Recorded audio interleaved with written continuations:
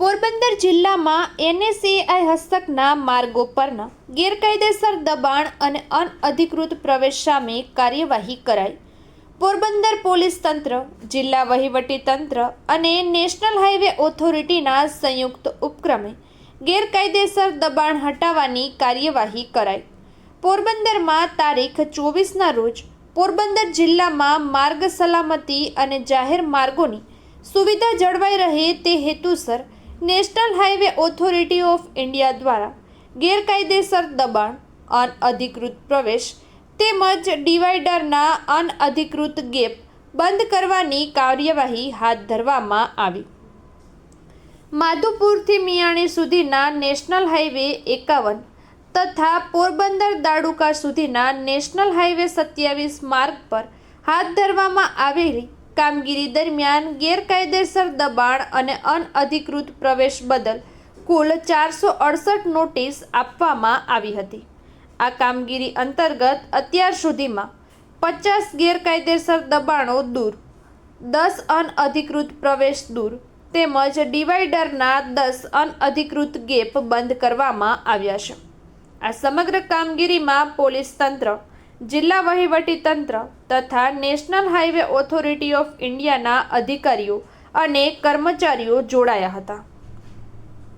એનએસએઆઈ દ્વારા જાહેર માર્ગો પર વાહન વ્યવહાર સુગમ રહે, માર્ગ સલામતીમાં વધારો થાય તેમજ રાષ્ટ્રીય ધોરીમાર્ગની હદમાં ગેરકાયદેસર દબાણો અને અનઅધિકૃત પ્રવેશ ન થાય તે માટે રાત દિવસ કામગીરી કરવામાં આવી હતી અને આગળ પણ ચાલુ રાખવામાં આવશે. I Vatsal from National Highway Authority of India Rajkot. અત્યારે ખાસ કરીને સુપ્રીમ કોર્ટની ગાઈડલાઇન્સ છે કે જે બી હાઈવે પર જે દબાણ જે છે એને રિમૂવ કરવા, ખાસ કરીને રોડ યુઝરની સેફટી માટે.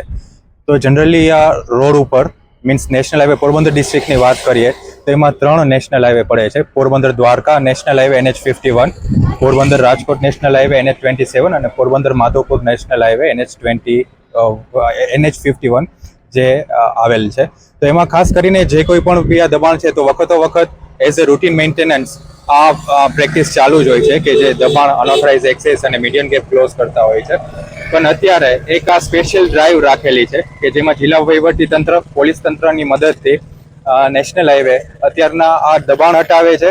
સાથે સાથે અનઓથરાઇઝ એક્સેસ એટલે કે as per ministry of road transport and હાઈવેના ગાઈડલાઇન્સ પ્રમાણે એક્સેસ લેવાનો થતો હોય છે. મતલબ કે હાઈવે સાથે જોડાણ લેવાનો થતો હોય છે. કોઈ બી પેટ્રોલ પંપ થઈ ગયું, હોટલ થઈ ગયું કે બીજી કોઈ પણ પ્રાઇવેટ પ્રોપર્ટી કે ઉદ્યોગ થઈ ગયા, એમણે એક આ એક્સેસ પરમિશન લેવાની થતી હોય છે. તો આવા જે ગેરકાયદેસરના જોડાણ છે એને બી રિમૂવ કરીએ છીએ. અને ત્રીજું છે કે ગેરકાયદેસરના મીડિયન ગેપ કે જે બી એક ડેન્જર છે રોડ યુઝરની સેફટી માટે, તો એક બંધ કરવાની એક આ કાર્યવાહી ચાલુ છે અત્યારે. આજ સવારથી જ આજે પોરબંદર રાજકોટ હાઈવે પર ચાલુ છે. આપણે દડુકા ગામ સાઈડથી અને પોરબંદર દ્વારકા હાઈવેમાં મિયાણી ગામ સાઈડથી આ ડ્રાઈવ ચાલુ છે અને જે કન્ટિન્યુ જ્યાં સુધી આ રિમૂવ નહીં થાય ત્યાં સુધી આ કન્ટિન્યુ રહેશે. તો આમાં ઘણા ખરાનો મતલબ સારો એવો સપોર્ટ બી મળેલો છે કે એમને વખત નોટિસ આપી છે તો ઘણા ખરા એ સ્વેચ્છાએ મતલબ દબાણ હટાવવાનું સ્ટાર્ટ કર્યું છે. ઘણા લોકોએ એક્સેસ પરમિશન માટે એપ્લાય બી કરેલું છે. પણ આ ડ્રાઈવ એના માટે ચલાવવામાં આવી છે કે વારંવાર જે લોકોને વાત કરવા છતાં, લોકોને નોટિસ આપવા છતાં જે લોકોએ એક્સેસ પરમિશન માટે એપ્લાય નથી કરેલું, દબાણ સ્વેચ્છાએ નથી હટાવતા, મીડિયન ગેપ ક્લોઝ કરવા નથી દેતા, તો એના માટે એક અલગથી સ્વૈચ્છિક રીતે જે નથી કરતા એના માટે એક અલગથી આ ડ્રાઈવ રાખવામાં આવેલી છે.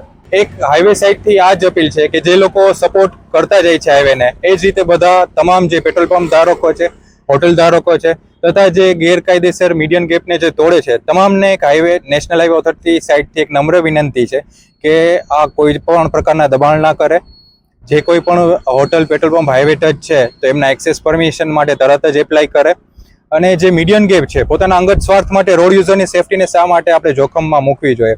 તો અનઓથરાઇઝ મીડિયન ગેપ પોતાના પર્સનલ સ્વાર્થ માટે અનઓથરાઇઝ મીડિયન ગેપ ના કરે એ હાઈવે સાઈડથી અપીલ છે.